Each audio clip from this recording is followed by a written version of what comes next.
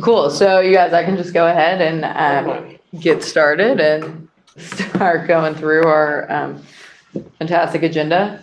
So in terms of recent collaborations or partnerships, we have none of those yet to announce for this community meeting. Hard at work and at a couple events.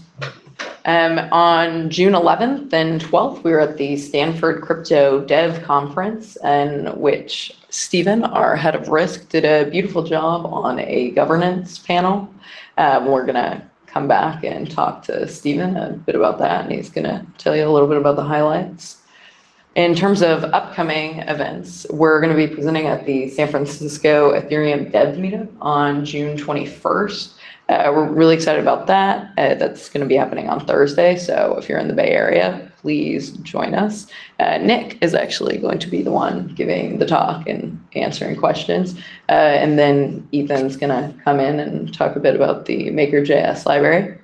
On June 28th, we're going to be at BuildETH, where our attorney, Chris Padovano, is going to be giving a talk on Daft legal issues, and also doing a bit of a demo on the new Maker.js library that you're about to hear about. And then June 30th is a bootcamp put on by an organization called Dapper Network. If you want to check that out, the bootcamp's actually totally free, but our integrations team, so that being Sean, Tyler, Ethan, are going to be sort of mentoring and leading that bootcamp for part of the way. So if you're interested in learning about building on Maker, that might be something you'd want to apply to, especially if you live in San Francisco or somewhere near the Bay Area. And then we're going to be at ETHBerlin, which isn't actually happening until September, but we're very excited about that. And if you want to apply to hack at that event, you should check the link out.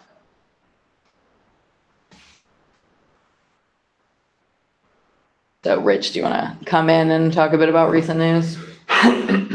Sure. There's a few interesting things on the horizon. Closer, or not as close as I'd hoped, but still close. So we're doing all right. The Oasis team was going to launch the new Oasis Dex and Oasis Direct this week, but there was a last-minute bug found on the weekend. So we're going to hold off, take the rest of this week to retest, make sure all the ducks are in a row, and the launch is now scheduled for next Monday, the 25th. So we have that to look forward to. Multi-collateral DAI is still largely on track for a Q3 launch. I'll keep everyone updated in these meetings if that changes. We've been talking about a debt ceiling raise for the last couple weeks in Reddit and in our chat.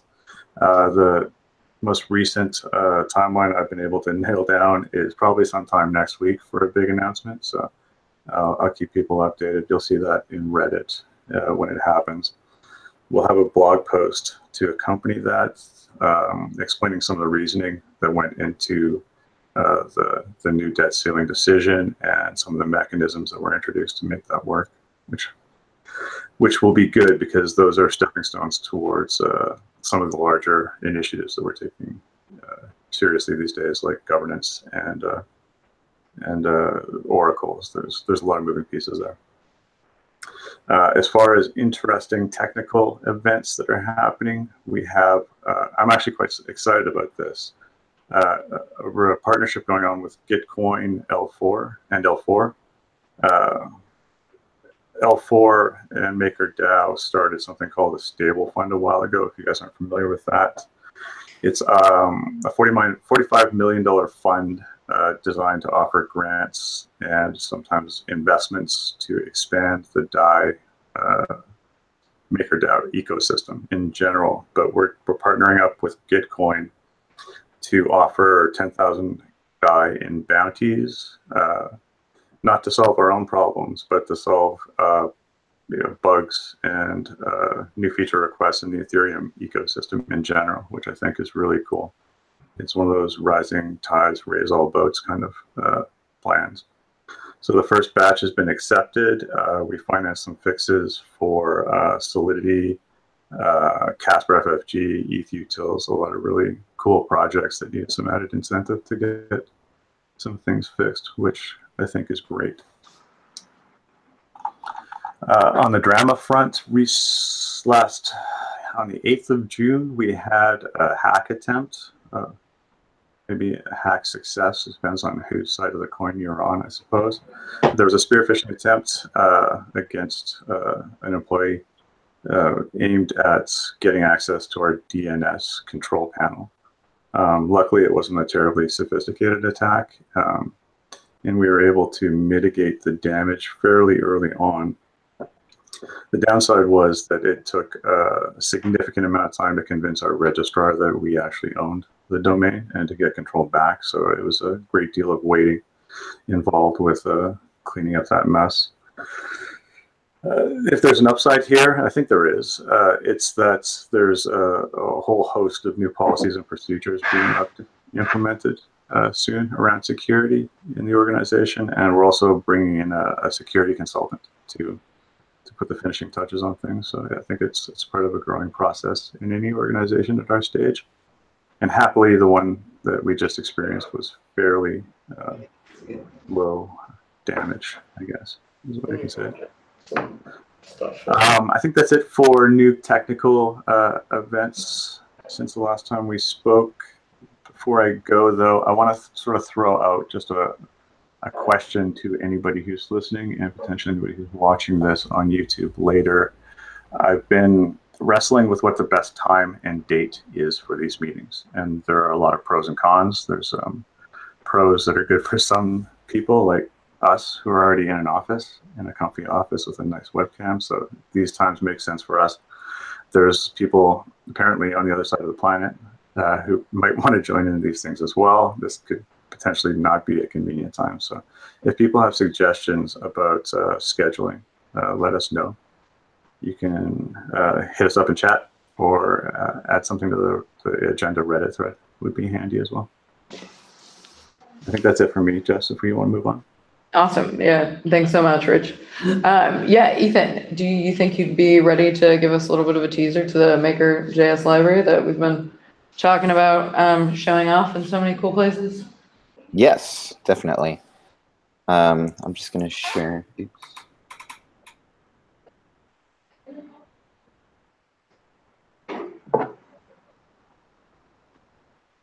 Okay, so for those who aren't familiar with the goals of Maker.js, I'm going to give a brief overview and then show a very quick demo of a bot that actually Lawrence, who's also on the call, made to demonstrate the library itself. And then hopefully have a little time for questions. So Maker.js, which is not officially the title yet, but it's a JavaScript library that we've been working on for a few months now. The overall goal is for it to wrap all of our smart contract functionality, by which we mean really not just the single collateral DAI and CDP functionality, but also eventually the governance stuff, multi-collateral functionality, all that cool stuff. So for the moment, we're really in sort of an alpha phase. So we have more limited options, but eventually it'll support all of these. So some cool aspects of it, it has support for backend and front-end applications. So you can pull it in using NPM or with a script tag in an HTML file. It makes everything more accessible, obviously. If any of you have looked into the smart contracts and tried to decipher all the variable names, you probably know that it takes a small investment of time to really understand what's going on. So our goal is to sort of ease that struggle for some. Yeah, the next. So what we have involved in this current version is our basic CDP functionality. So you can open and shut CDPs. You can lock collateral and take it back out. You can pull out new DAI and wipe your debt in DAI. And you can also do automated token conversions through mainly through Oasis, but we're also integrating other decentralized exchanges. And this is also helpful for both the ETH to ETH conversion chain and also for selling the DAI that you pull out from a CDP or exchanging for Maker when you need to pay your governance fees, etc. And one small other piece of functionality that I think is really cool is we have this sort of developer playground which exists as a part of it. So if you run that, you can kind of dig into the state of a smart contract by drilling down into these conveniently displayed variables, and that makes it really easy to interact with contracts that you've, say, deployed on a test network like Ganache or on Kovan, or just if you're hitting a bug and you don't understand why. So our goal is not only to have this maker functionality, but also to provide some tools for developing in the Ethereum JavaScript world in general. Now I will show you this bot really quickly, just as a a demonstration of how it would work. So if you look here, you can kind of see how easy it is to get started with this. You initialize a maker object by passing in some basic configuration options.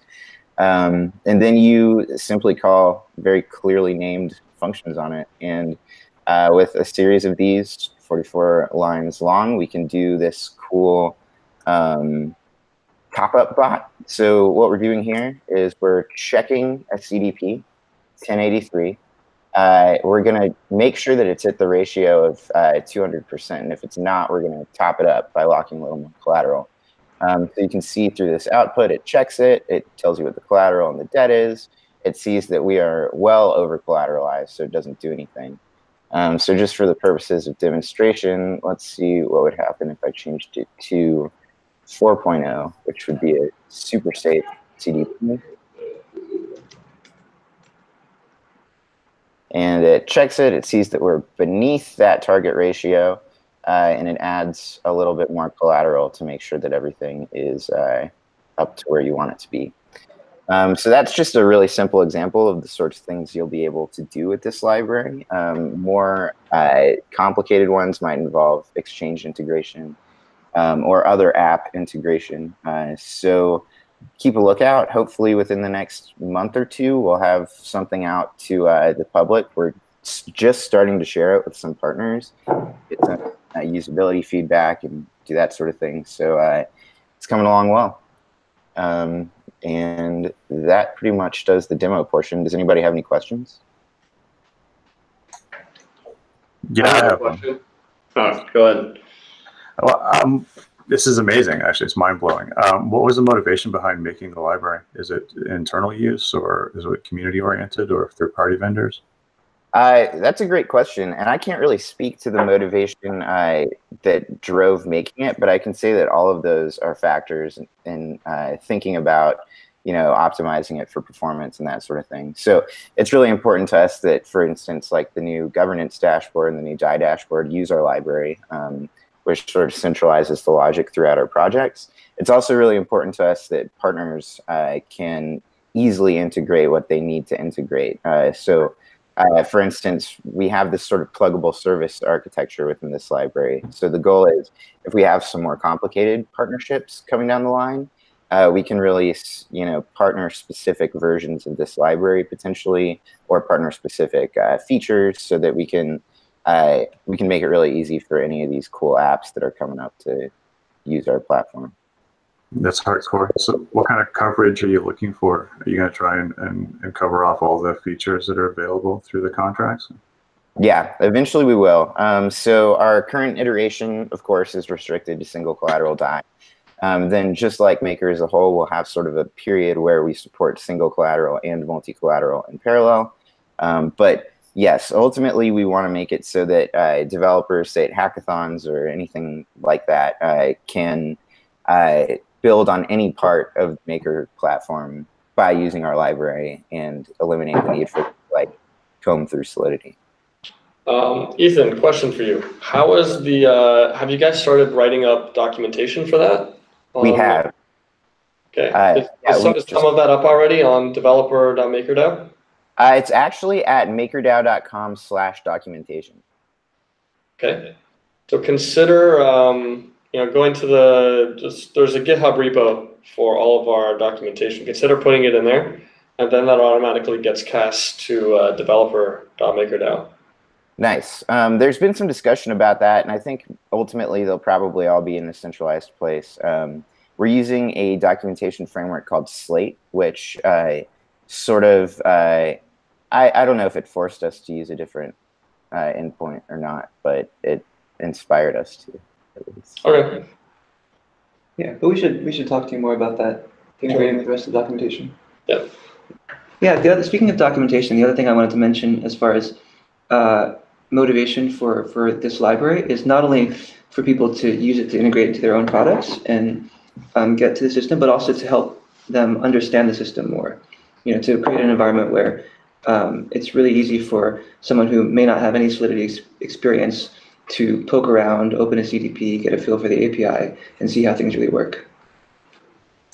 Yeah, it sounds great. I think that it ties back into the DNS hack in this kind of a strange way. It's the more plan Bs we have that aren't directly tied to HTTP in order to manage your CDPs is going to be great, I think, or at least DNS. So if we can wrap our tools in Electron, if we can get like a robust, well-documented CLI library going, I think it'll be unbelievable. Yeah, we're definitely excited about it too.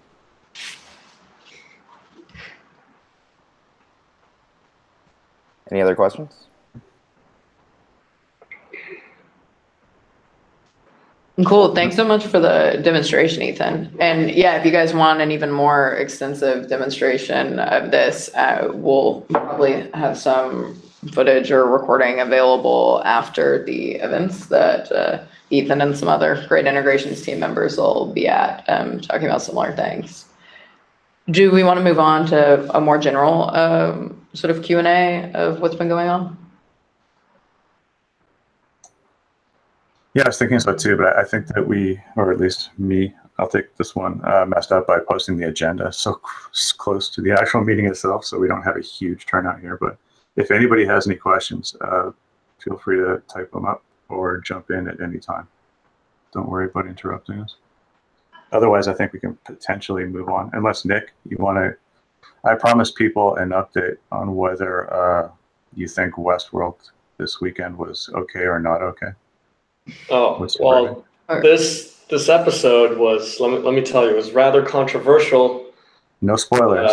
I'm fairly in the camp that like it was an amazing episode. And I think that the Man in Black is kind of one of these characters that like experiences like so much transformation throughout the show, and it makes him. Whereas other characters, I don't know, the writing is kind of a mess right now, and other characters have kind of fallen off the deep end. Like, I don't know what they did with Dolores. Like, she just kind of seems like a shell of a character now, and like Man in Black is the only real like human character that's like left. Yeah, I'm gonna cut you off before you start spoiling things, but yeah, this season is hitting this. David had a question in chat. Yeah, I think we saw a question in the chat there. What are the chances that Maker will have to do KYC for Maker token holders? That's a great question, which I don't have an answer to. Stephen, is that something that you feel you could? Sure. Well, at the moment, it really is a case of looking at the first step with respect to what the SEC has decided with Ether. It's opened up a whole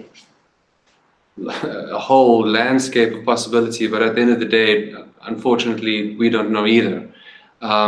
They've decided clearly in terms of the transactional ability for Ether. Now they're going to have a look at it. In my opinion, looks like a case-by-case basis on the sort of commodity versus transactional capability of each of these tokens. So where it falls will obviously dictate if we do need some sort of KYC, AML, BSA also included as well. But that's for now. Okay, yeah, so it's really hard. Are you asking, are you guys in communications with any US regulators? Not as yet, but obviously that's something you have to strategize for, and at the moment that's what's in play, is forming the appropriate strategy. No worries.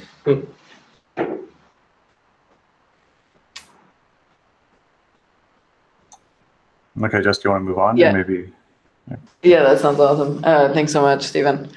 So I wanted to introduce our special guest, Lawrence, who's already given himself a bit of an introduction.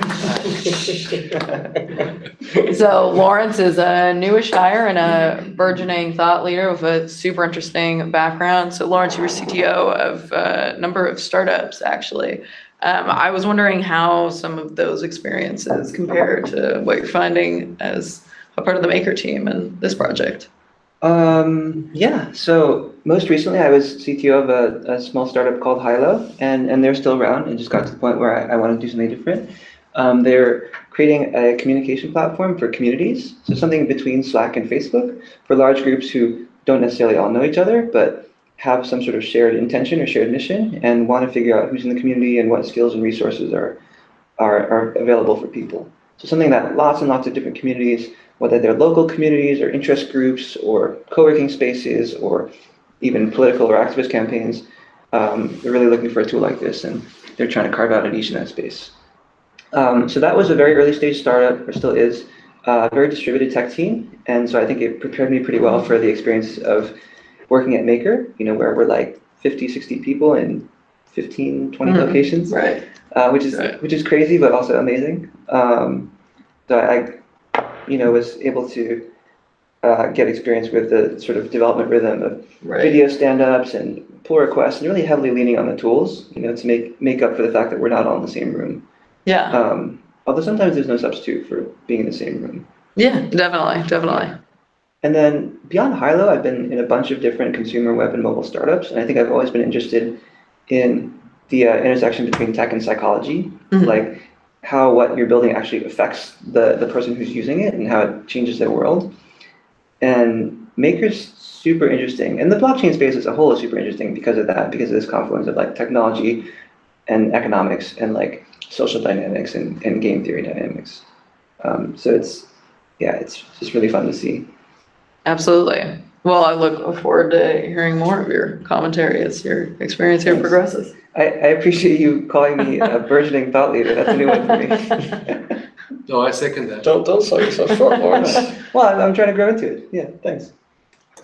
Yeah, that was me. All right. No pressure. Awesome. Yeah. You've made a few comments in our chat that I had to read a few times to fully absorb. I was thinking, oh, this should be on Twitter. What a waste. Oh, thanks. Nice. Cool. So let's move on to another really cool new hire of ours, Michael. So Michael, is actually a part of the design team. I wanted to ask you a bit about what you find interesting about working on the UI UX side of Maker. Yeah, absolutely. Hey guys, sorry my camera is being touchy at the moment, so I'm just audio right now. But yeah, Maker has been it's been a really great experience so far for me, and I think it's really exciting to be working at a company with such a healthy and active community, and everyone at Maker is very engaged and passionate about what they're doing, which just makes the work experience so much better. I think UX in crypto and like Web 3.0 and with decentralized systems is super interesting and exciting because it's all new, and there's so many new UX challenges that we face as designers. So like particularly with decentralized systems, it's like one example is users don't necessarily have a centralized entity to fall back on if they're having user troubles through their experience with a product. So in designing, we need to consider that and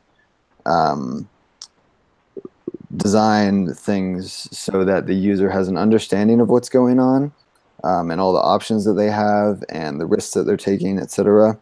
But also to simplify this very complex process into something that a regular user can understand and a non-technocrat can use and be satisfied using. Yeah, and with Maker, like there's never a shortage of products. We're doing obviously things that are so big and like on such a global scale. And there's always new challenges coming at us as designers, which is really exciting.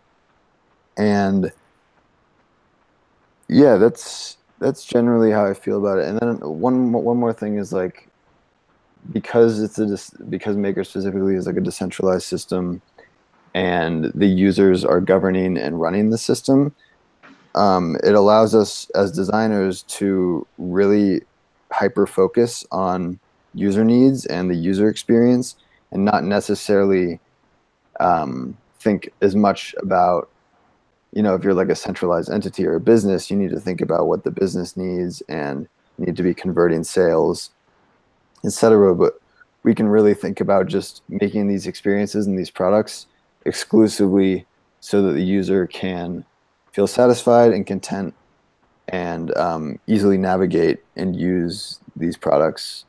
Yeah. So, yeah, that's how I feel about it. Great. Thank you. Those are super legitimate feelings, and that's a challenging task. So thanks for being a part of all that. I saw a question from David, if we have any sneak peeks as to what's going on with the UI. I don't know that we have sneak peeks. A lot of the things that we're working on right now are going to be out very soon, within the next month or two, I think. So right now I'm working on an interface for the CDP auction system for multi-collateral auctions. We're moving into the UI process for the governance system and the voting system, and we are also moving from UI to front end for the new marketing website. I have a question for you, Michael, actually, and I'm not sure whether this is going to be an easy one to answer, but in the crypto space, paradigms are kind of evolving. UI paradigms are evolving constantly, things that have never existed before. I'm wondering how UX and designers try and stay ahead or reach consensus on some of the new ideas that are coming up, like how do you deal with wallets or proxy contracts or fee payments or multi-step transformations of a transaction when these things don't exist in the sort of the legacy UX world? Yeah, it's definitely difficult. I mean, it takes a lot of conversating, both with other designers and developers. I think it's cool to be at Maker because we've been around so long, so we're kind of at the forefront of a lot of those challenges. So it's our responsibility to come up with really good solutions that could potentially be used universally in the space for a lot of these problems. So yeah, I guess you have the opportunity to be there first, right? Help create the paradigms. Exactly. Yeah, and that's what I find thrilling about it.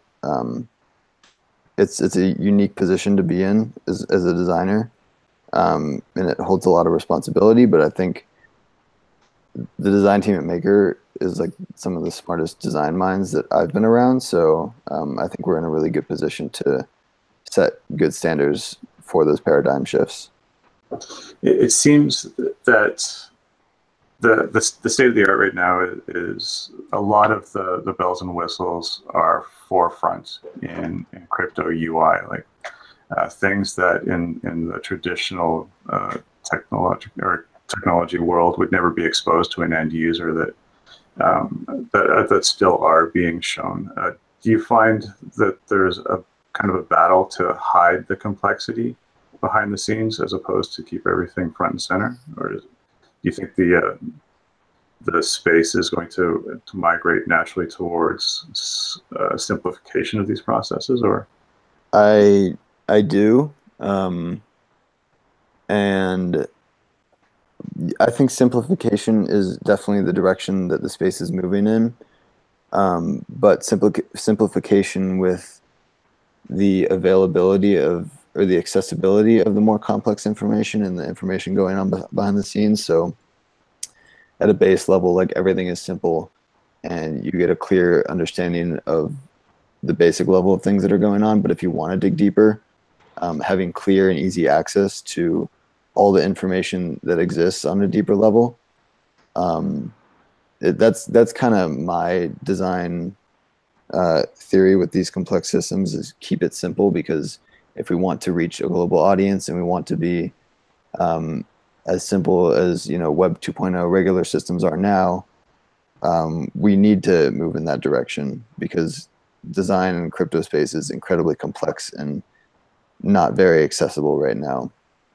But on the other hand, there's a lot of technocrats that need to know or want to know the more complex information. So having that accessible is also really necessary. Yeah, I was just going to interrupt you to say exactly the same thing. That there's sort of two different demographics. There's the people that don't know anything about what's happening behind the scenes and perhaps shouldn't know because it's confusing.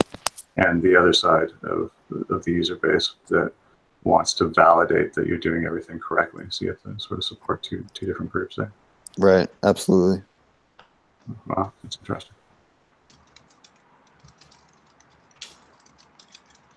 Cool. Thanks so much, Michael. I wanted to talk to now Stephen Becker, our head of risk, who wowed the crowds recently at the Stanford Crypto Dev Conference where he spoke on a governance panel along with John Choi of the Ethereum Foundation and a few others. Stephen, could you give us a little bit of a recap of what was interesting about that and the impressive highlights? Well, the first interesting aspect was that there was a panel to discuss governance. And why it's interesting, that's only 2,000 years of subject to discuss on a panel and just quickly wrap it up and put into a solution and deliver it. And we had to basically think about it in terms of its manifest application as opposed to just its broad philosophy. Some panelists decided to go through the aspects of philosophy, but I mean, as you can imagine, those are extraordinarily broad. But two things that were mentioned now. The one was obviously by Lawrence in terms of the reason he likes this space is because of the intersection with the economics, but specifically the psychology. And governance for me is about discovering a new organization that allows all stakeholders a say. So you get a representation in terms of who you are, what your incentive is, and what you can contribute to the project. And what the discussion concluded was that, well, nobody really has a good idea on what governance is, and we're of the opinion that governance should be seen as a new organizational structure. To use some traditional terminology, it's a new business structure. It's a hybridization that allows an expression of so many kinds of businesses that have never been thought of before. It gives the ability to create capital structures that have never been seen before. And not just in the sort of capitalistic sense where you are veering towards a profit, but you can actually use these organizations for non-profit and for more socialistic tendencies. There is a broad range of application that's going to come from making governance define these entities appropriately. You might find in like 5 years' time that folks might get up in the morning and they want to decide to start a business, and they'll choose between an LLC, a partnership, or a DAO. And when that time comes, I think I'll be particularly excited.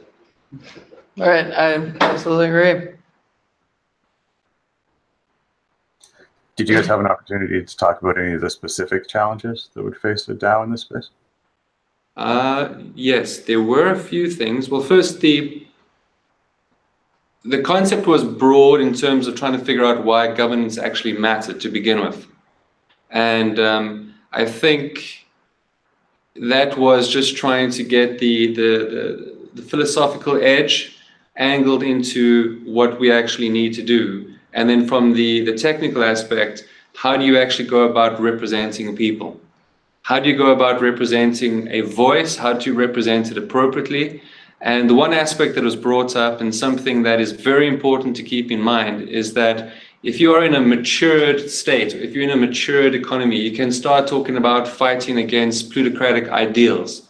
But when you start a business, unfortunately, that is your very first constraint that you have. You're going to have whales, you're going to have cartels, and you've got to try and get a sense of what is your true representation of what your organization is trying to do against a bias that is inherent in the system. It's not a bad thing, it's just something to confront. So those specifics were brought up on the panel, and we discussed a few issues around it, but to be honest, nothing conclusive came from it. But I think it was very good that those points were raised.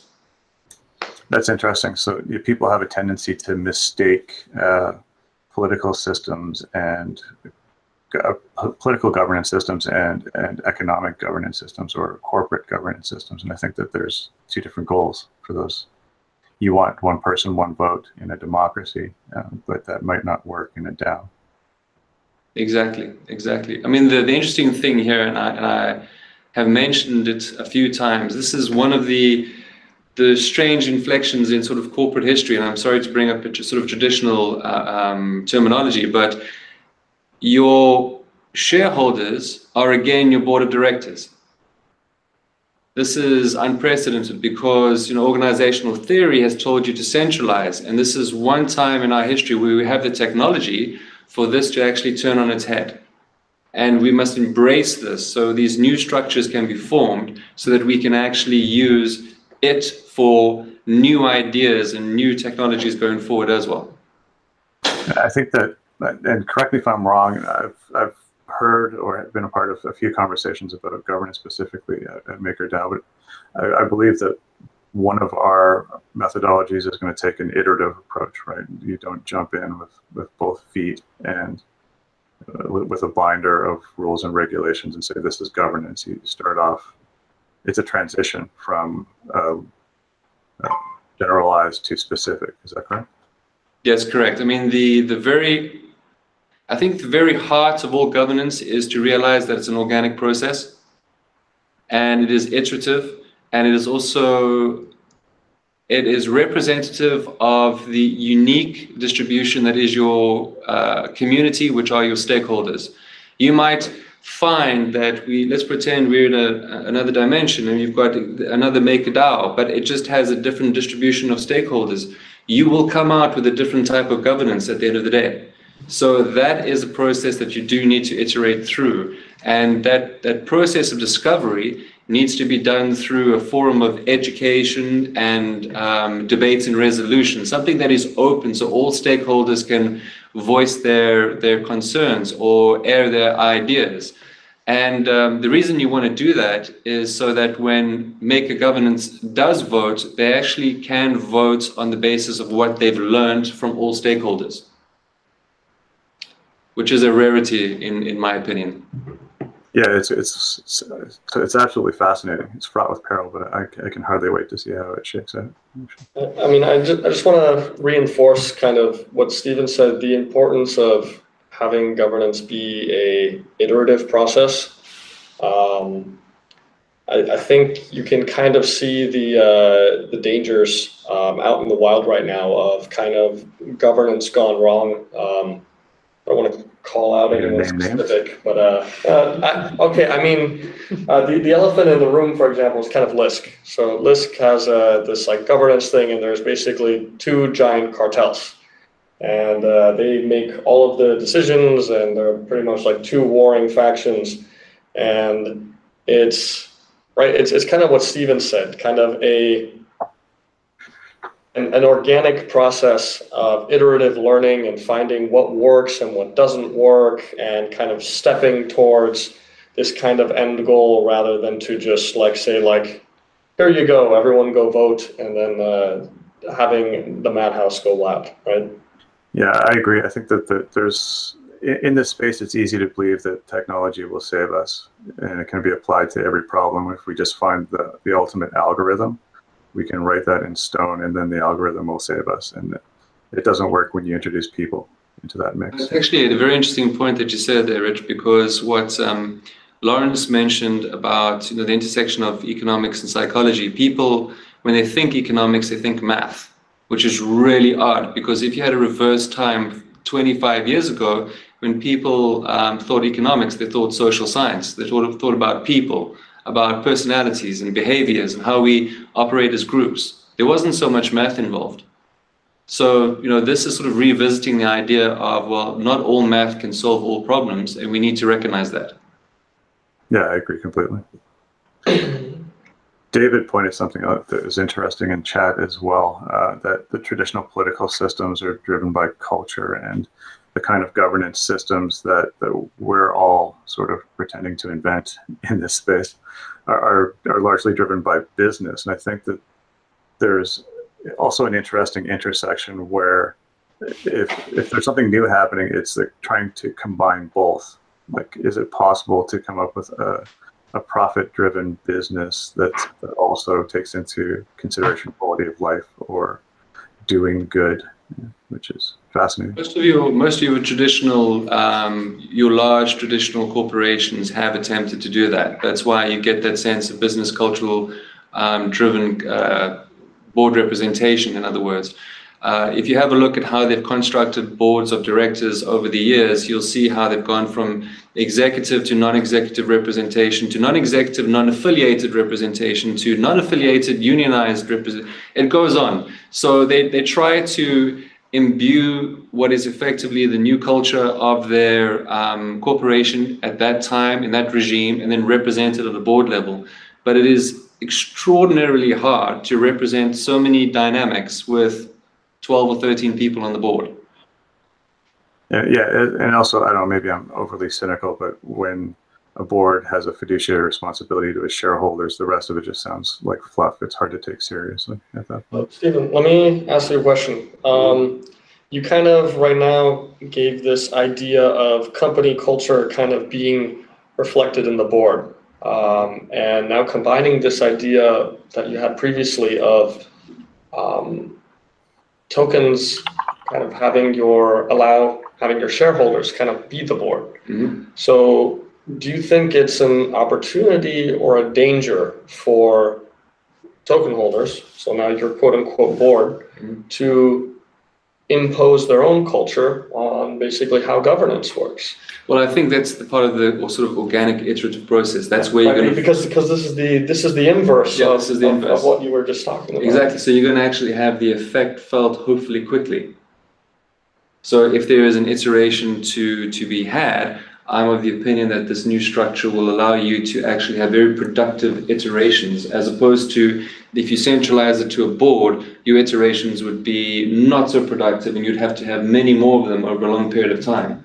With a greater representation, you can actually come in with a good change vector and you can find a better representation in your next iteration. So I think you would find that you would get to a point of better governance quicker than you would in a centralized world. Mm-hmm. And I think that this is science-based voting or science-based proposals or reproducible models and frameworks. These are terms that we've been tossing around a lot as we talk about governance. And I think that that's an interesting perspective as well, because it's sort of filtering the inputs into a governance system. That's instead of opinions or reactions or lobbyists, or there's always going to be lobbyists, but the lobbyists need to come to the table with a scientifically derived framework, a thesis to prove their supposition, which is a really interesting experiment as well, I think. Yeah, the concept of a reproducible framework is so important, because if you think about it, a lot of your misconception and confusion comes from an inherently different source of information, even when you think it's exactly the same. So if I can do something and I can give it to you and you do the exact same thing and come up with the exact same answer, now we can start discussing what we think about it. That's interesting. David has another good point. He's talking about culture. And he says ultimately that message comes from the MakerDAO itself and builds the voter culture. And I think that that's a really valid point, that tone comes from leadership, and it can really shape the way an organization moves. And do you have some insight into how Maker is going to sort of set the tone for the way that governance works, or the way that proposals are crafted? It's going to initiate that tone, but ultimately where it's going to end up might be a different thing. And that tone, to start off with, must be open, communicative, accommodating, and also representative. That's the most important. Folks think in terms of governance, they think about token holders who can issue a vote. But this, in our framework, needs to also include folks that use CDPs to supply DAI and also DAI users. And then there are broad aspects as well that folks other folks that are interacting with the system as well, they need to be represented as well. And the way that that gets encapsulated is really the most important thing. Because ultimately, if you exclude them and you just look at governance, you're not creating a thing for users. You're creating a thing for governors, and that ultimately will lead to your demise.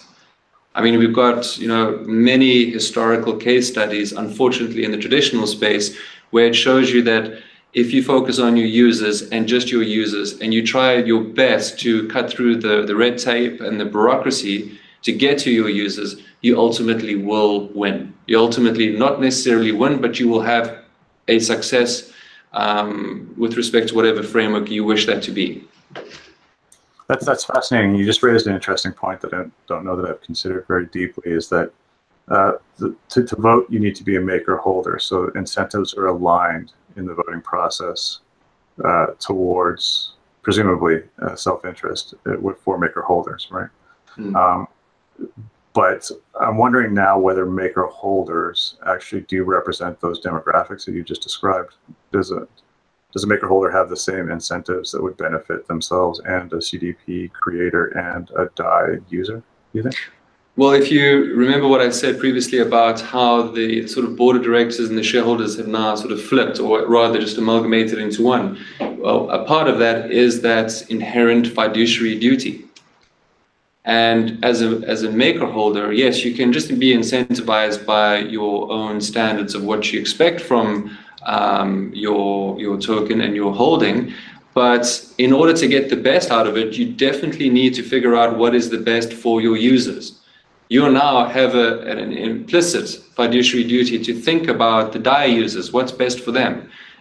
You've got to also consider what's best for the stability of the system, what's best for the CDP holders, and all the other participants. You've got to be cognizant of each of these and then put your best foot forward in saying, well, if I can do good by all of them, I will get this back n-fold. If I just go in there with the aspect of I'm only worried about how much MKR is going to go up, and that means just the supply of DAI, even that by itself, and I hate to do this, but you know, Adam Smith's invisible hand, this is one aspect where it does work quite nicely. If you just want the supply of DAI to increase so that you benefit yourself, inherently you may be actually benefiting the other stakeholders. Not necessarily so, but more generally. I don't think there's going to be all use cases where it's going to be a general benefit for all stakeholders, but I think highly probably. Yeah, it's amazing. I don't know if we're going to ever get to the end of that rabbit hole, but it's really cool to think about. All right, I think that's the end of my questions. Does anyone from the audience or in the room that wants to ask anything?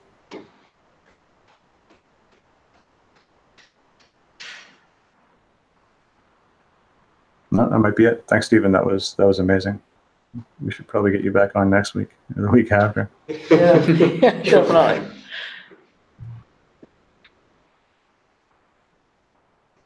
All right, Jess, did you have anything that you wanted to wrap up with, or are we good, do you think?